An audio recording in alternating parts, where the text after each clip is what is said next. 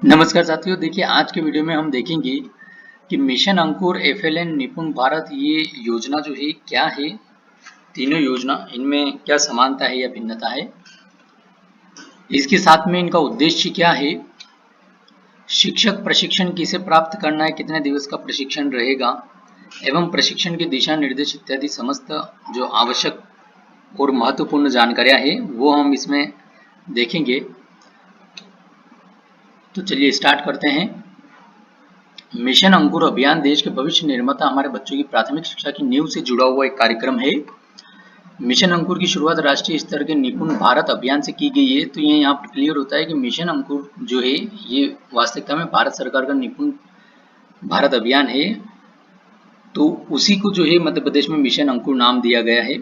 नई शिक्षा नीति में शामिल यह कार्यक्रम छात्रों को रोचक और सरल तरीके से बुनियादी साक्षरता और संख्यात्मक ज्ञान सिखाने के लिए चलाया जा रहा है, ताकि बच्चों में पढ़ने लिखने और गणित के बुनियादी कौशल का विकास हो सके। मिशन अंकुर 2026 तक जो है इसमें लक्ष्य हासिल करना रखा गया है और हम आगे देखते हैं इसके बारे में।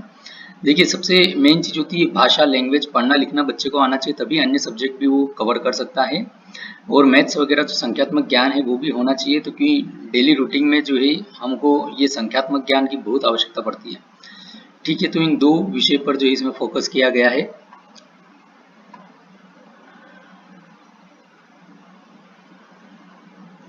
मिशन अंकुर में बच्चों के में बुनियादी अवधारणाओं को स्पष्ट करने के लिए खेल के माध्यम से साक्षरता सिखाई जाएगी। साथ ही अंक प्रणाली को समझने के लिए विशेष रूप से एक अंक कार्यक्रम चला जाएगा। खेल से बच्चों में चीजों को सीखने की ललक बढ़ेगी। साथ ही विभिन्न कार्यक्रमों और गतिविधियों के माध्यम से कक्षाएं आयोजित करने से बच्चे आसानी से पढ़ सकेंगे। तो ये कुछ एक्टिविटीज जो है वो बताई गई है। एफएलएन क्या है, तो आगे हमने देखा कि मिशन अंकुर और एफएलएन जो मिशन अंकुर और जो निपुण भारत कार्यक्रम में दोनों एक ही है। एफएलएन क्या है, एफएलएन एक राष्ट्रीय मिशन है जिसका अर्थ होता है मूलभूत साक्षरता एवं संख्यात्मकता, फाउंडेशन लिटरेसी एंड न्यूमरेसी, इसका फुल फॉर्म है एफएलएन का। एफएलएन को भारत सरकार की नई शिक्षा नीति के निपुण भारत, यहाँ पे ध्यान दीजिएगा, नई शिक्षा नीति के निपुण भारत मिशन के अंतर्गत लागू किया गया है। तो ये तीनों चीज एक ही है, इनमें कोई अंतर नहीं है, बस अलग अलग नाम है। जिसका मुख्य उद्देश्य वर्ष 3 से 9 आयु तक के सभी बच्चों का समग्र विकास करना है। तो यहाँ पर हमने देखा कि ये तीनों कार्यक्रम एक ही है और इनका उद्देश्य क्या है, ये देखिए उद्देश्य यहाँ पर और देखते हैं हम डिटेल में। इस कार्यक्रम का उद्देश्य 26-27 के अंत तक कक्षा 3 के बच्चों में भाषा पढ़ पाए, लगभग 60 वर्ड प्रति मिनट जो ये बच्चे लैंग्वेज पढ़ पाए, एवं गणित अंतर्गत बच्चे जो है अंक दो अंक की संख्याओं का गुणा और भाग का उनको ज्ञान हो। ये जो है कक्षा 3 तक के बच्चों में ये जो है ज्ञान होना चाहिए, ये इसका उद्देश्य है। यह 5 वर्षों का मिशन होगा। 22-23 में कक्षा 1-2 के छात्रों पर फोकस करेंगे। प्राप्त फीडबैक के आधार पर 23-24 में वर्क बुक को रिवाइज किया जाएगा। 24-25 में कक्षा 1 की नई वर्क बुक आएगी और इसी प्रकार 26-27 तक उपरोक्त जो है कक्षा 26-27 तक कक्षा 3 तक जो उपरोक्त हमने भी देखा अचीवमेंट ये पूरा प्राप्त किया जाएगा। मिशन अंकुर में पहले 12 सप्ताह में स्कूल रेडिनेस, जैसे कि आप जानते हैं कि शासकीय विद्यालय जो है डायरेक्ट कक्षा 1 से स्टार्ट होते हैं और बच्चों का प्रवेश कक्षा 1 से होता है। उसको जो बच्चे आते हैं उनको इस स्टेप से जो प्री प्राइमरी जो चलती क्लासेस नर्सरी KG1 KG2 उनका ज्ञान जो है नहीं होता है। तो उसके लिए जो है इसमें एक और नई चीज ये है कि मिशन अंकुर में पहले के जो 12 सप्ताह है कक्षा 1 में स्कूल रेडीनेस के रूप में कक्षा 1 में संचालित होगा, जिसके अंतर्गत बच्चों को प्री प्राइमरी में जो नहीं पढ़ पाए हैं उसके लिए प्रिपेयर किया जाएगा, जैसे कि पेंसिल पकड़ने से लेकर मौखिक संवाद इत्यादि तक। और 13वें सप्ताह से कक्षा 1 का कोर्स प्रारंभ होगा। इसी के साथ मिशन अंकुर के लिए कक्षा 1-2 के छात्रों हेतु नवीन अभ्यास पुस्तिकाएं तथा शिक्षकों के पेडागॉजिकल विकास हेतु शिक्षक संदर्शिकाएं तैयार की गई है, जिसके अंतर्गत लेसन प्लान जो पाठ्य योजना है जो अभी तक जैसे टीचर्स वगैरह बनाई रहती थी, तो वो इसके अंदर जो है जिसके अनुसार शिक्षक को प्रत्येक दिवस और प्रत्येक सप्ताह बच्चों के साथ की जाने वाली एक्टिविटीज की जानकारी भी दी गई, वो इसमें इंक्लूड किया गया है।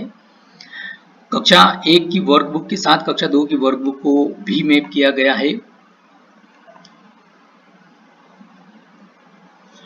ई सेतु एवेलिन कार्यक्रम के अंतर्गत कक्षा 1, अब ये यहाँ पर बताया गया है कि ये किस किस को जो है ट्रेनिंग लेना है, किस किस को प्रशिक्षण प्रदान किया जाएगा और किन के द्वारा प्रदान किया जाएगा। तो इस हेतु एफएलएन कार्यक्रम के अंतर्गत कक्षा 1 या 2 या 1 एवं 2 पढ़ाने वाले शिक्षकों के प्रशिक्षण हेतु जिला स्तर से एपीसी अकादमिक एवं एक डाइट फैकल्टी का तथा प्रत्येक विकासखंड से 4 या 6 शिक्षकों को मास्टर ट्रेनर के रूप में भाषा एवं गणित विषय की राज्य स्तर पर 5 दिवसीय प्रशिक्षण राज्य शिक्षा केंद्र भोपाल द्वारा प्रदान किया जा रहा है। इन प्रशिक्षित मास्टर ट्रेनर के द्वारा शिक्षकों को प्रशिक्षण प्रदान किया जाएगा। तो इसमें जो भी शिक्षक जो उपरोक्त क्लासेस पढ़ाते हैं, चाहे वो रेगुलर टीचर हो या अतिथि शिक्षक हो, उन सभी को जो है ये प्रशिक्षण प्रदान किया जाएगा। बीआरसीसी हर विकास खंड में ट्रेनिंग के लिए नोडल ऑफिसर रहेंगे। जो भी विकास खंड में बीआरसी हैं वो इसके लिए नोडल रहेंगे, और जो इसके संबंध में जो बीआरसीसी रहेंगे वो एसपीओसी सिंगल पॉइंट ऑफ कांटेक्ट रहेंगे।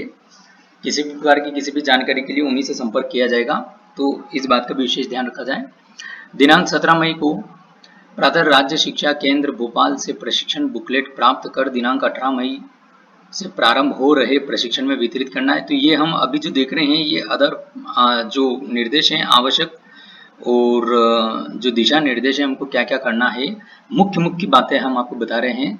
तो जैसा कि यहाँ पर बताया गया है कि 17 मई तक जो है प्रशिक्षण बुकलेट प्राप्त करना है। 17 मई को प्रातः राज्य शिक्षा केंद्र से प्रशिक्षण बुकलेट प्राप्त कर 18 मई से जो ट्रेनिंग प्रशिक्षण कार्यक्रम संचालित हो रहा है उसमें इनका वितरण भी सुनिश्चित करना है। विकासखंड स्तर पर 5 दिवसीय शिक्षक प्रशिक्षण का आयोजन अधिकतम 5 चरण में संचालित होगा। जैसे कि आपको पता है और पत्र के माध्यम से भी निर्देश प्राप्त हुए हैं कि अधिकतम 5 चरणों में यह प्रशिक्षण कार्यक्रम संचालित करना है, पूर्ण करना है, और प्रत्येक चरण में 2 बैच में प्रशिक्षण प्रदान किया जाएगा। प्रत्येक बैच जो 2 बैच रहेगी प्रत्येक चरण में, एक हिंदी एक गणित की रहेगी, जिसमें 2 मास्टर ट्रेनर उपलब्ध रहेंगे। एक बैच हिंदी की रहेगी, एक बैच गणित की रहेगी। तो हिंदी में 2 मास्टर ट्रेनर हिंदी के उपलब्ध रहेंगे, गणित में 2 मास्टर ट्रेनर गणित के उपलब्ध रहेंगे। दोनों एक ही विषय के रहेंगे। एवं 2.5 दिन पश्चात हिंदी की जो बैच चल रही है उसके जो 2 मास्टर ट्रेनर है वो 2.5 दिन के पश्चात गणित की जो बैच है उसको प्रशिक्षण प्रदान करेंगे। इसी प्रकार से गणित के जो 2 मास्टर ट्रेनर है वो हिंदी की जो बैच चल रही थी उसमें गणित सब्जेक्ट का जो है ट्रेनिंग प्रदान करेंगे।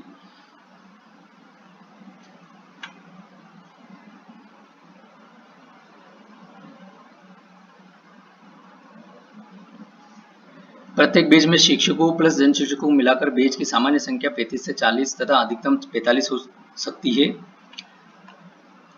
और इसी प्रकार से ये बात भी है कि अगर 45 मैक्सिमम रखें भी तो 2 बैच संचालित होगी तो 90 जो है एक दिन में टीचर का प्रशिक्षण होगा। 5 चरण मैक्सिमम 5 चरण में कर सकते हैं। तो 90 इंटू 5 करेंगे हम तो 9 5 45 450 यदि शिक्षक प्लस जन शिक्षक होते हैं तब भी 5 चरण में कंप्लीट हो जाएगा। लेकिन इससे अधिक यदि शिक्षकों की संख्या होती है तो उस कंडीशन में जैसा कि वरिष्ठ कार्यालय के निर्देश है 14 मई तक जो है जिला ओआईसी महोदय को संपर्क करके आप एडिशनल बैच संचालन के लिए अतिरिक्त शिक्षकों को प्रशिक्षण के लिए 17 मई से जो कार्यक्रम होने वाला है राज्य शिक्षा केंद्र में उसमें जो है उपस्थित करा सकते हैं। इस हेतु आप जो है जिला ओआईसी महोदय से 14 मई तक इस संबंध में जो बात कर सकते हैं। शिक्षक अपनी बैंक खाता से संबंधित जानकारी प्रशिक्षण में अपने पास रखें, क्योंकि यदि गूगल फॉर्म पर इस प्रकार की जानकारी मांगी जाती है या बीआरसी या अन्य किसी माध्यम से जानकारी मांगी जाती है जो प्रशिक्षण प्राप्त करने की राशि है उसको जमा करने के लिए, तो उसके लिए आपको आपके पास में आईएफएससी कोड अकाउंट नंबर यह जानकारी होना चाहिए। कक्षा 1-2 में अध्यापन कराने वाले अतिथि शिक्षकों को अंतिम चरण में प्रशिक्षित किया जाए। प्रशिक्षण की अकादमिक गुणवत्ता के सुधार के लिए सहयोग हेतु डाइट द्वारा विकासखंड वार विकासखंड प्रभारी को दायित्व सौंपा जाए और प्रत्येक बैच का व्हाट्सएप ग्रुप बनाया जाए, उसमें जो भी प्रशिक्षणार्थी हैं उनको सम्मिलित किया जाए। प्रत्येक बैच में शिक्षकों द्वारा 5 दिवसीय प्रशिक्षण में पूर्ण उपस्थिति के साथ भाग लेने पर प्रत्येक शिक्षक प्रतिभागी को 600 रुपये सीधे बैंक के खाते में हस्तांतरित किए जाएंगे। ये जो 600 रुपये रहेंगे ये भोजन प्लस टीए दोनों मिलाकर रहेंगे 300 रुपये। तो इस प्रकार से 600 रुपये है। और ये भी अभी जो वर्तमान निर्देश है उसके अकॉर्डिंग 5 दिवसीय प्रशिक्षण पूर्ण उपस्थिति के साथ प्राप्त करने पर, यदि एक दिन की भी अनुपस्थिति रहती है तो वर्तमान निर्देशों के अनुसार ये जो है भुगतान नहीं हो पाएगा इस टाइप से जो अमाउंट दी हुई है। बीआरसी प्रशिक्षण स्तर पर टीएलएम की सामग्री की उपलब्धता सुनिश्चित करेंगे। बीआरसी प्रशिक्षण स्थल पर बैठक एवं प्रबंधकीय कार्य हेतु आवश्यक व्यवस्था सुनिश्चित करेंगे, जैसे शीतल पेयजल है, बैठक के लिए जो भी गद्दे हैं, गद्दे हैं, चेयर हैं और पंखे, कूलर वगैरह इनकी। बीआरसी प्रशिक्षण के लिए एलसीडी प्रोजेक्टर या बिग साइज का स्मार्ट टीवी की व्यवस्था बीआरसी द्वारा की जाएगी। और ये जो उपरोक्त व्यवस्थाएं बीआरसी द्वारा की जाएगी इनके लिए अलग से वित्तीय प्रावधान भी किए गए हैं। प्रशिक्षण के दौरान अथवा बाद में भरे जाने वाले संभावित गूगल फॉर्म, ये हम संभावित गूगल फॉर्म बना रहे हैं, इनमें परिवर्तन हो सकता है। तो जैसा कि ये शिक्षकों द्वारा भरा जाने वाला फॉर्म, शिक्षकों द्वारा जो है एक फॉर्म भरा जाएगा। इसी प्रकार से प्रत्येक बैच के 5 दिवसीय प्रशिक्षण पूरा करने के बाद में प्रशिक्षकों में से एक को बैच उपस्थिति फॉर्म भरना होगा। इस फॉर्म के अंत में बैच का ग्रुप फोटो और बैच अटेंडेंस शीट की स्कैन कॉपी अपलोड करनी होगी। इसी प्रकार प्रत्येक चरण के बाद बीआरसी साप्ताहिक प्रगति फॉर्म भरेंगे। इस फॉर्म में सभी बैचों को मिलाकर कुल उपस्थित शिक्षक संख्या भरनी है। और प्रशिक्षण निरीक्षण दल द्वारा निरीक्षण के लिए भी गूगल फॉर्म में प्रविष्टि की जाएगी। तो साथियों, इस प्रकार से ये जो कुछ मुख्य बातें हमने आपके संज्ञान में लाने की कोशिश करी है। आई होप वीडियो आपको पसंद आया होगा। Thank you.